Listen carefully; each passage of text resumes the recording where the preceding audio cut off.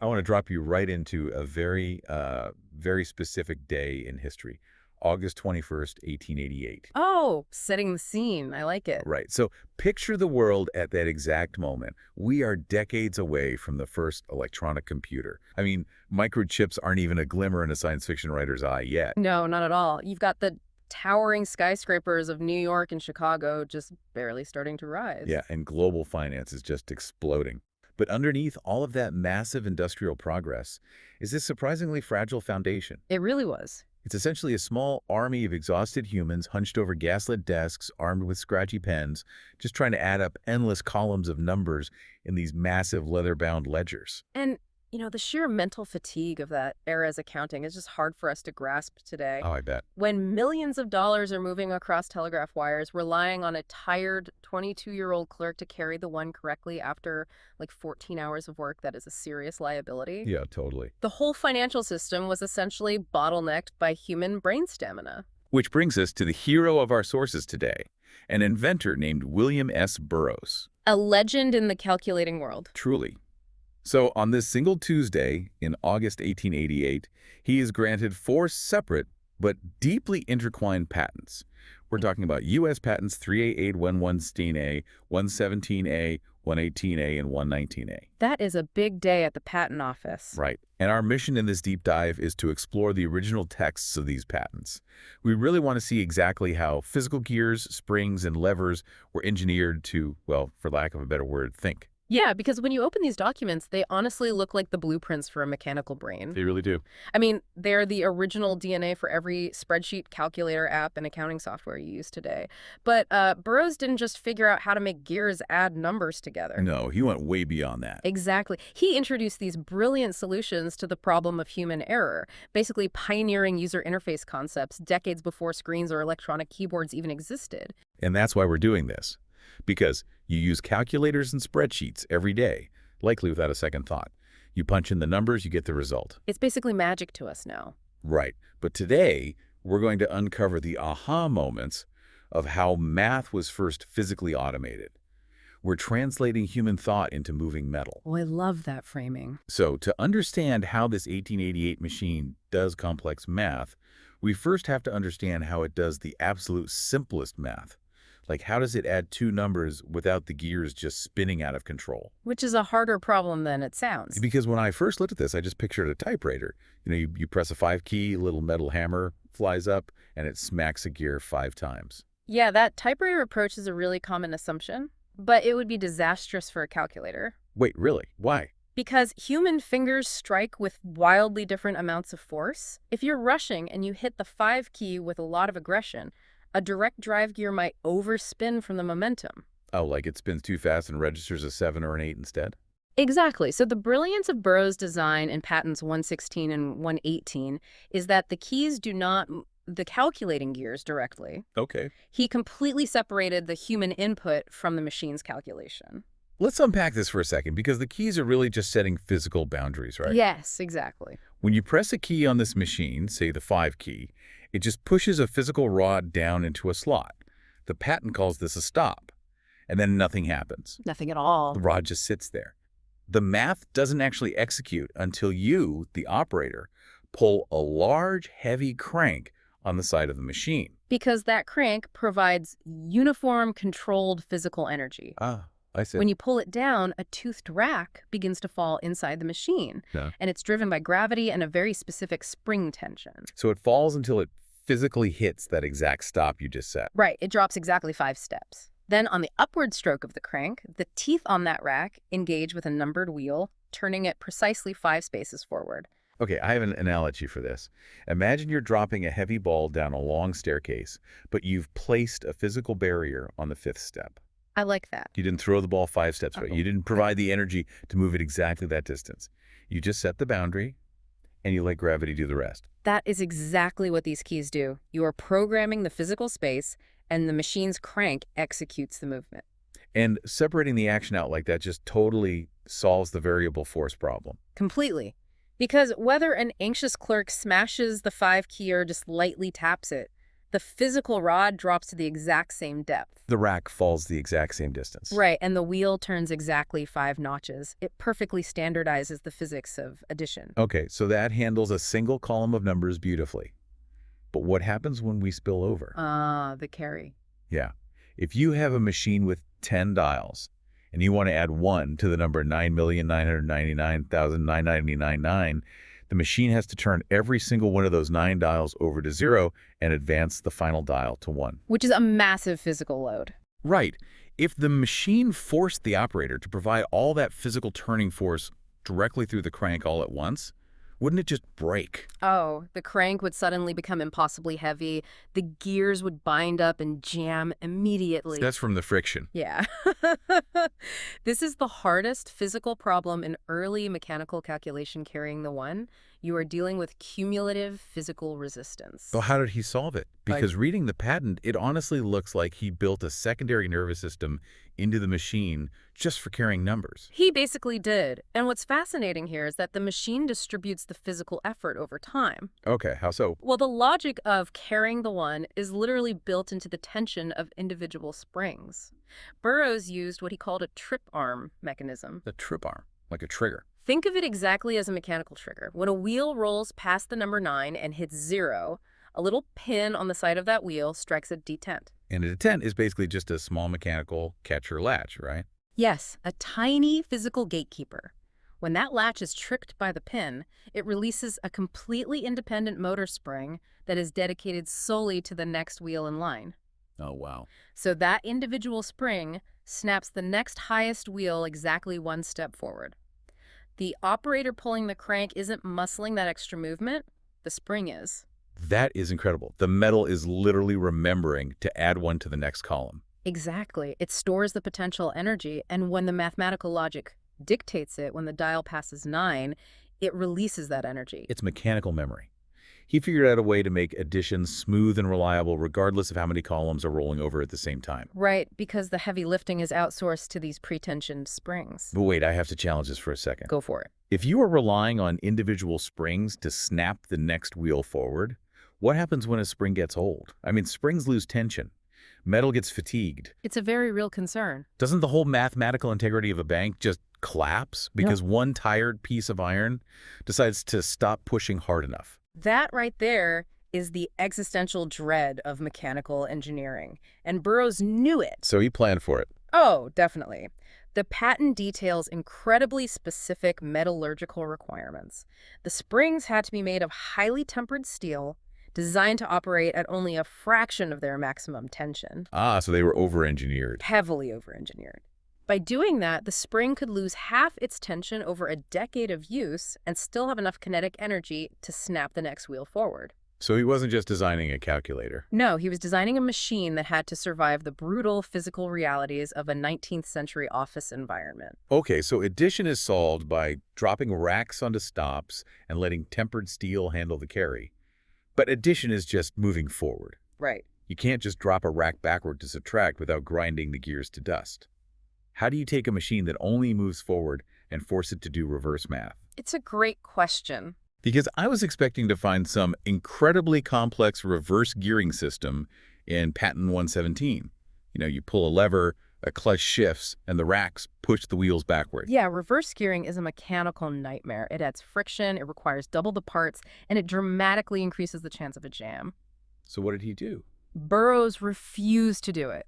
The wheels in this machine only ever turn in one direction, always forward. Wait, it's always forward. Yeah. Then how do you subtract? To subtract, he completely bypassed the mechanics and manipulated what the user sees using a brilliant optical illusion. You're going to have to explain the math on that because the physical mechanism he built to achieve it is wild. Okay, so the numbered wheels inside the machine actually have 2 series of numbers printed on them. 2 series on the same wheel. Yep, one series goes from 0 to 9 in standard order. The other series, printed right alongside it in a different color on the exact same wheel, goes in reverse order, 9 down to 0. Okay, I see where this is going. So there is a physical metal plate, an adjustable sight plate sitting over these wheels. It has little windows cut into it. When you're doing addition, the plate covers the reverse numbers. You only see the standard numbers going up. Right. But when you want to subtract, you don't shift any gears. You just manually slide this piece of metal over. It hides the addition numbers and reveals the subtraction numbers. And let's trace the logic of why that works. If you are looking at a wheel and it moves forward 3 steps on the standard scale, the visible number increases by 3. Okay, makes sense. But on the reverse scale, which is numbered backwards, moving the wheel forward 3 steps physically brings a smaller number into the viewing window. Wow. So the wheel is still advancing, but the numbers you see are decreasing. That is a staggering optical illusion. But wait a second. If I want to subtract 3 from 10, moving the dial forward 3 spaces on a backward scale doesn't automatically give me 7, right? Right. Unless the whole machine is rigged to understand complements. You hit on the exact underlying mathematics. The machine uses tens complements. Okay, explain that for us. In base 10 math, subtracting a number is mathematically identical to adding its complement and ignoring the overflow.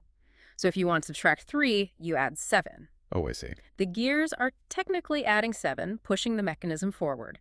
But because you've slid the sight plate over to the reverse printed numbers, your human eyes read the result as a subtraction of 3. That is insane.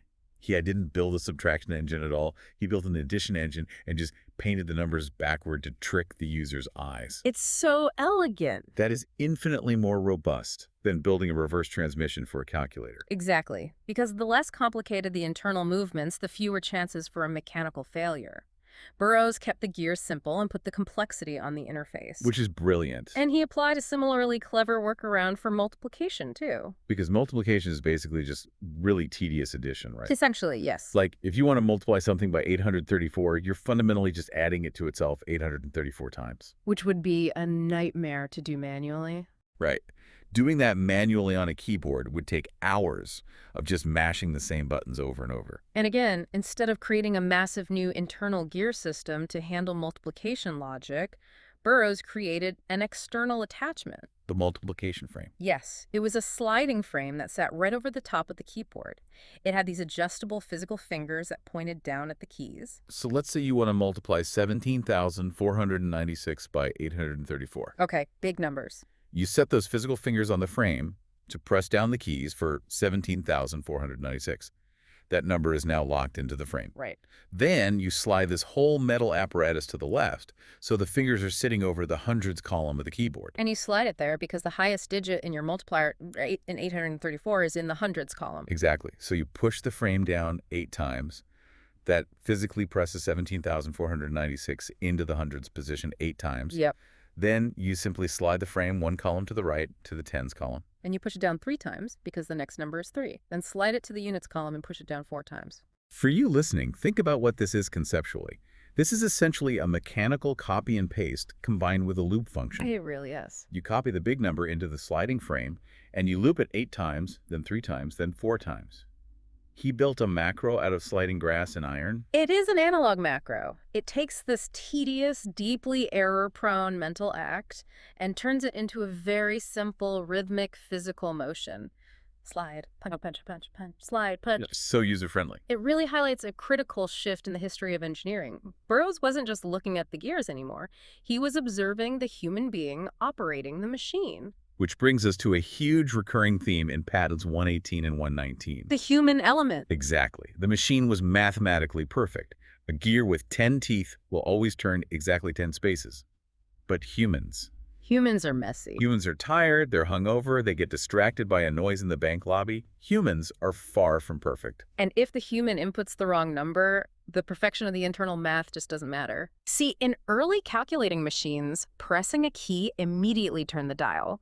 The moment you pressed it, the math executed. So no takebacks. None. If you realized halfway through the keystroke that you were hitting an 8 instead of a 7, it was too late. The ledger was ruined. You had to start the entire page over. This is where Burroughs decouples the keyboard from the calculator. We talked about how the keys just set those physical stops and don't move the gears directly. Right. But he took it a step further. He made the entire keyboard its own separate sliding carriage. Yeah, this is so cool. When a user pressed a key on this new machine, a locking slide snapped into place and physically held that key down. But the calculating mechanism was completely untouched, right? Exactly. The operator could look down at the keyboard and visually review the keys that were currently locked down. You can proofread your math before you execute it. Such a game changer.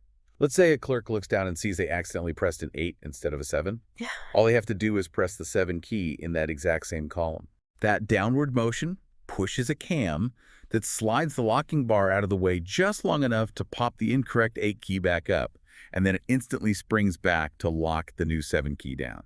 It is functionally a mechanical undo button. He invented Ctrl+Z in 1888. He really did. You get to preview your math, physically correct your typos, and only when you are 100% sure the input is correct, you push the entire sliding keyboard backward to engage it with the calculating gears. And only then do you pull the crank. Right. But even that crank had to be human-proofed. Oh, absolutely. Think about that exhausted bank teller. They've proofread the keys, they engage the gears, and they pull the heavy crank down. Seems foolproof. But what if their hand slips halfway through the pull? Or what if they just get lazy and don't pull it all the way down before letting it travel back up? Oh, well, if they do that, the toothed racks only fall halfway. Right. The gears only turn halfway. The math is instantly permanently corrupted.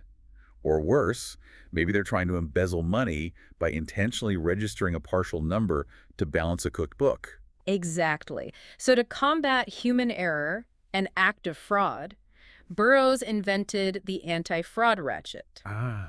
He attached a toothed rack and a weighted pawl to the main crank. Define the pawl for a second, because that's a crucial part of this. Sure, think of a pawl as a pivoting metal finger. It's designed to fall into the gaps between gear teeth. And the teeth on this specific rack were angled shallowly on the way down. So once you start pulling that handle down, you hear that heavy metal click, click, click as the pawl drags over the teeth. Right, that classic mechanical sound. If you suddenly try to push the handle back up halfway through the stroke, that weighted metal finger wedges violently into the shallow teeth and physically locks the handle. Yes, the machine simply refuses to go backward. You are committed. Fully committed. Once you start the physical act of calculation, the machine forces you to finish it. You have to pull that crank all the way to the very bottom of its arc. And what happens at the bottom? Down at the very bottom, there is a deep cutout, a notch in the metal. When the pawl drops into that deep notch, it has enough room to physically flip over, reversing its angle. Oh, I see. Only then will the ratchet allow the handle to travel back up to its starting position. It is enforcing rules on the user. The human cannot cheat the machine, and the human cannot accidentally half-crank it. No, they can't. The machine dictates the rhythm and completeness of the work. And that philosophy of human proofing extends all the way to the final stage of the process, too, the printed receipt. Oh, right, the printing mechanism. Because it wasn't enough for the gears inside the black box to know the right answer. The machine had to communicate that answer clearly to another human being, an accountant, an auditor, or a customer. Now, I have a question about this printing mechanism. Sure. I'm looking at the patent for this 9-column output. If I type in the number 621 on a 9-column machine, wouldn't the basic printing mechanism just stamp whatever is on all 9 wheels? That would be the default assumption, yes. So wouldn't the receipt just print 6 zeros in front of the number, like 0000621? That sounds completely unreadable for an accountant trying to scan a massive ledger. It would be totally unreadable. Those leading zeros are called ciphers, and they were a massive pain point in early calculators. I can imagine. So Burroughs designed a complex interlocking frame mechanism specifically to suppress them.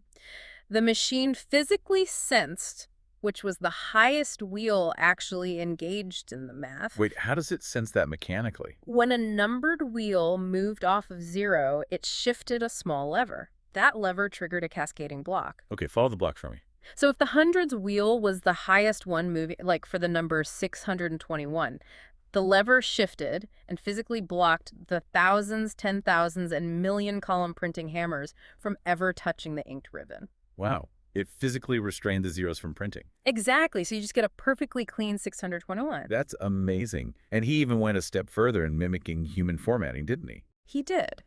Because when a human accountant adds a column of numbers by hand, they traditionally draw a solid horizontal line at the bottom of the list before writing the final grand total. Right, to separate the inputs from the result. Burroughs wanted his machine to perfectly replicate that visual language of human accounting, so he built a movable line bar with a raised metal rib on it. Oh, I saw this in the patent. Yeah.